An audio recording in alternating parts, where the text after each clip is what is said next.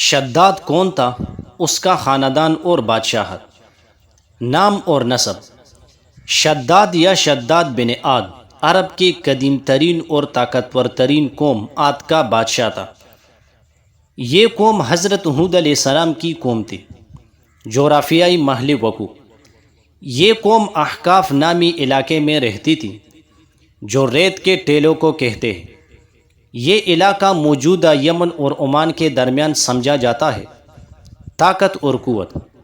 قرآن پاک میں اس قوم کی طاقت کا ذکر ان الفاظ میں آیا ہے: تم سے پہلے عاد کی قوم گزر چکی ہے جو لمبے قامت اور مضبوط جسم والے تھے، جن کا قد اور طاقت میں دنیا میں کوئی ثانی نہ تھا۔ ترقی اور تعمیرات۔ وہ بڑے بڑے محلات اور قلعے بنانے میں ماہر تھے۔ وہ پہاڑوں کو تراش کر مضبوط مکانات بناتے تھے۔ اللہ تعالیٰ نے انہیں بے پناہ مال و دولت اور قوت عطا کی تھی۔ شداد کی سرکشی اور تکبر کا آغاز۔ شداد کے باپ عاد کے مرنے کے بعد وہ بادشاہ بنا۔ ابتدا میں وہ ایک عادل بادشاہ رہا، لیکن پھر اس پر تکبر اور غرور طاری ہو گیا۔ اس کی طاقت اور دولت نے اسے یہ احساس دلایا کہ وہ دنیا کا سب سے بڑا حکمران ہے اور اسے کسی کے آگے جھکنے کی ضرورت نہیں۔ ایک دن اس نے اپنے درباریوں سے کہا، کیا تمہیں کوئی ایسی جگہ معلوم ہے جہاں لوگ مرنے کے بعد دوبارہ زندہ ہوں گے؟ درباریوں نے کہا، جی ہاں اے بادشاہ سلامت، ہمارے نبی ہود علیہ السلام کہتے ہیں کہ موت کے بعد ایک اور زندگی ہے جہاں نیک لوگوں کے لیے ایک بہت بڑی جنت ہے۔ شداد نے طنز کے لہجے میں پوچھا، وہ جنت کیسی ہے؟ درباریوں نے کہا، اس میں سونے چاندی کے محل ہے، موتیوں اور یاقوت کے درخت ہے، شہد کی نہریں بہتی ہے اور ہر قسم کے پھل بغیر محنت کے ملتے ہیں۔ یہ سن کر شداد کا تکبر اور بڑھ گیا۔ اس نے اعلان کیا، میں اس جنت کو دنیا ہی میں بنا کر رہوں گا۔ میں ایک ایسا محل بناؤں گا جو آسمان کی بلندیوں کو چھو لے، جس کے ستون قیمتی پتھروں اور جواہرات کے ہوں گے۔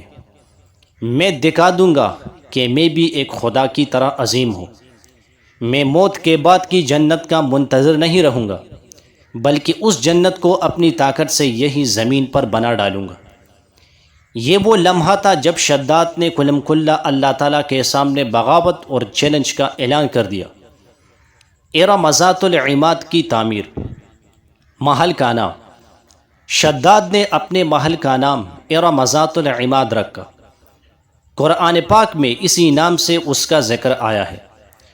کیا آپ نے نہیں دیکھا کہ آپ کے رب نے عاد یعنی شداد کے ساتھ ارم ذات العماد والے کے ساتھ کیا؟ ارام اس کے معنی ہے بلند و بالا محلات کا شہر۔ ذات العماد اس کے معنی ہے لمبے لمبے ستونوں والی۔ تعمیر کا آغاز۔ شداد نے دنیا بھر کے ماہر ترین انجینئر، معمار، کاریگر اور نجومی بلوائے۔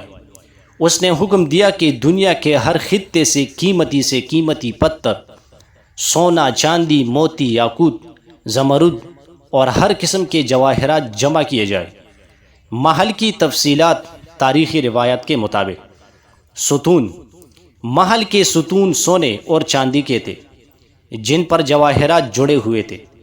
ہر ستون کی اونچائی اتنی تھی کہ اس کا اوپری سرا عام نظر سے اوجھل ہو جاتا تھا۔ چھتیں۔ چھتوں کو سونے کی پلیٹوں سے ڈھانپا گیا تھا جن پر نفیس نقش و نگار بنے ہوئے تھے۔ فرش شفاف سفید سنگ مرمر کا تھا جس کے نیچے رنگے کھمکموں کی روشنیاں لگائی گئی تھی تاکہ فرش چمکتی ہوئی جھیل کی طرح دکھائی دے۔ باغ۔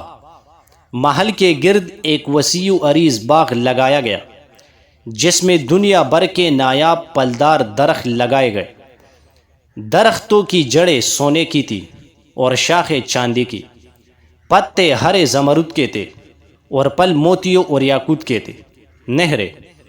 باغ میں شہد اور دودھ کی نہریں بہتی تھی۔ پانی کی نہروں کے کنارے سونے چاندی کے تھے۔ محافظ۔ محل کے ہر دروازے پر سونے کے نیزے تامے ہوئے بڑے بڑے محافظ کھڑے کیے گئے تھے جو در حقیقت بت تھے، تاکہ یہ دکھایا جا سکے کہ اس محل کو کوئی طاقت نقصان نہیں پہنچا سکتی۔ تعمیر کا دورانیہ: روایات میں ہے کہ اس عظیم الشان محل کو بنانے میں 300 سال کا طویل عرصہ لگا۔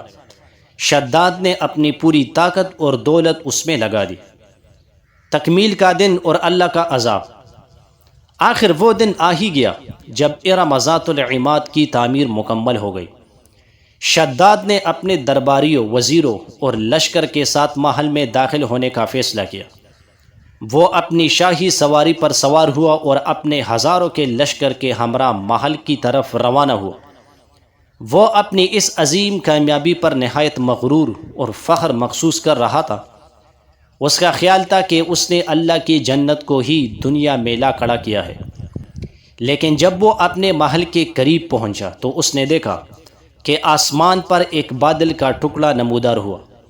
درباریوں نے خیال کیا کہ یہ بارش کا بادل ہے جو اس خوشی کے موقع پر برسے گا، لیکن یہ کوئی عام بادل نہیں تھا، یہ اللہ تعالیٰ کی طرف سے بھیجا ہوا عذاب تھا۔ اللہ تعالیٰ نے حضرت جبریل علیہ السلام کو حکم دیا کہ وہ ایک خوفناک چیخ یعنی صرصر کے ساتھ اس قوم پر نازل ہو۔ قرآن پاک میں اس عذاب کا ذکر اس طرح آیا ہے: پس وہ قوم عاد ہر چیز میں سرکشی کرتی رہی، تو اس نے ان پر 7 راتیں اور 8 دن مسلسل تیز و تند آندھی مسلط کر دی۔ پھر تو دیکھتا کہ وہ قوم اس میں اس طرح گر گئی جیسے کھجور کے کوکلے تنے گرتے ہیں، تو کیا تم ان میں سے کسی کو باقی دیکھتے؟ ایک زوردار چیخ یعنی صرصر نے تمام لوگوں کے کان پاڑ دیے۔ ایک ہیبت ناک آندھی یعنی آصف چلی جس نے ان کے محلات اور ان کے جسموں کو اڑا کر رکھ دیا۔ وہ اس طرح تباہ ہوئے جیسے بڑے بڑے درختوں کے کوکلے تنے زمین پر گرتے ہیں۔ شداد اور اس کا پورا لشکر، اس کا پورا محل اور اس کی ساری دولت ایک ہی لمحے میں تباہ و برباد ہو گئی۔ شداد اپنے بنائے ہوئے محل میں ایک قدم بھی داخل نہ ہو سکا۔ اس کی زندگی کا مقصد، اس کا غرور، اس کا تکبر سب ریزہ ریزہ ہو کر زمین بوس ہو گیا۔ عبرت کے سبق: یہ واقعہ صرف ایک کہانی نہیں ہے بلکہ انسانیت کے لیے ایک بہت بڑا سبق ہے۔ شداد کی تباہی کا اصل سبب اس کا تکبر تھا۔ اس نے اپنی طاقت اور دولت کو اپنا خدا بنا لیا تھا۔ اللہ تعالیٰ متکبروں کو ہرگز پسند نہیں کرتا۔ اللہ کی نعمتوں کا کفران: اللہ نے شداد اور اس کی قوم کو بے پناہ نعمتیں دی تھی، لیکن انہوں نے ان نعمتوں کا شکر ادا کرنے کے بجائے انہیں اللہ کے خلاف استعمال کیا۔ یہ دنیا اور اس کی ہر چیز فانی ہے۔ شداد نے جو محل 300 سال میں بنایا وہ ایک لمحے میں تباہ ہو گیا۔ اصل زندگی آخرت کی زندگی ہے، اللہ کی طاقت کے آگے بے بسی۔ کوئی بھی انسان چاہے وہ کتنا ہی طاقتور کیوں نہ ہو جائے، اللہ کی طاقت کے سامنے کچھ بھی نہیں ہے۔ اللہ کا ایک حکم پہاڑوں کو ریزہ ریزہ کر سکتا ہے۔ انبیاء کی بات ماننا: اگر شداد نے حضرت ہود علیہ السلام کی بات مانی ہوتی اور اللہ کی عبادت کی ہوتی تو وہ اس طرح ذلت و رسوائی کا شکار نہ ہوتا۔ سوالات کے جوابات: کیا شداد کا محل آج بھی موجود ہے؟ تاریخی روایات کے مطابق یہ محل تباہ ہو چکا ہے اور ریت کے نیچے دب گیا ہے۔ کچھ مفسرین کا خیال ہے کہ یہ محل اب بھی موجود ہے، لیکن اللہ نے اسے لوگوں کی نظروں سے پوشیدہ کر دیا ہے اور قیامت کے قریب وہ دوبارہ ظاہر ہوگا۔ لیکن صحیح بات یہی ہے کہ وہ اللہ کے عذاب سے تباہ ہو چکا ہے۔ کیا یہ پوری کہانی قرآن میں ہے؟ قرآن پاک میں ارم ذات العماد کا صرف نام آیا ہے، لیکن پوری تفصیل نہیں۔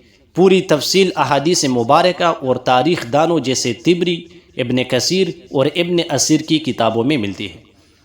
اس واقعے کا ہمارے لیے کیا فائدہ ہے؟ اس واقعے سے ہمیں یہ سبق ملتا ہے کہ ہم کبھی بھی اپنی دولت، طاقت یا تعمیرات پر فخر اور غرور نہ کریں۔ ہمیشہ اللہ کا شکر ادا کریں اور اس بات کو یاد رکھیں کہ ہماری ہر چیز اللہ کی دین ہے۔ ہمیں اپنی توجہ آخرت کی تیاری پر مرکوز رکھنی چاہیے نہ کہ دنیا کی عارضی زیب و زینت پر۔ شداد کا واقعہ ہمارے سامنے ایک زندہ مثال ہے کہ تکبر انسان کو کس طرح تباہی کی طرف لے جاتا ہے۔ اللہ تعالی ہمیں اس واقعے سے سبق لینے کی توفیق عطا فرمائے اور ہمیں ہر قسم کے غرور اور تکبر سے بچائے۔ ہمیں ہمیشہ یاد رکھنا چاہیے کہ اصل کامیابی آخرت کی کامیابی ہے، اور اصل جنت وہ ہے جس کا وعدہ اللہ تعالیٰ نے اپنے نیک بندوں سے کیا ہے۔ اللہ تعالیٰ ہم سب کو ہدایت کی راہ پر چلنے کی توفیق عطا فرمائے، آمین۔